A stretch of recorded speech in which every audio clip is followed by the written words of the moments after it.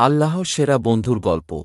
একসময় আরবের একটি ছোট গ্রামে বাস করতেন একজন অত্যন্ত ধার্মিক ও নিরহংকার ব্যক্তি, যার নাম ছিল ইউসুফ।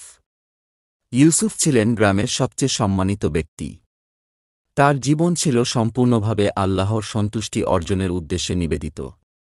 তিনি কখনোই কোনো কাজ করেননি যা আল্লাহর নির্দেশের বিরুদ্ধে।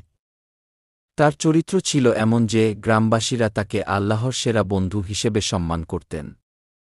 ইউসুফের জীবনের প্রতিটি দিন ছিল আল্লাহর প্রতি গভীর ভালোবাসা ও আস্থা প্রদর্শনের জন্য। প্রতিদিন সকালে ফজরের নামাজ শেষে তিনি কিছু সময় ধ্যান ও কোরআন তেলাওয়াত করতেন। তার এই আধ্যাত্মিক জীবন এবং সততা তাকে গ্রামে এক বিশেষ মর্যাদায় অধিষ্ঠিত করেছিল। গ্রামবাসীরা তার পরামর্শ মেনে চলত এবং তার প্রতি শ্রদ্ধা প্রদর্শন করত।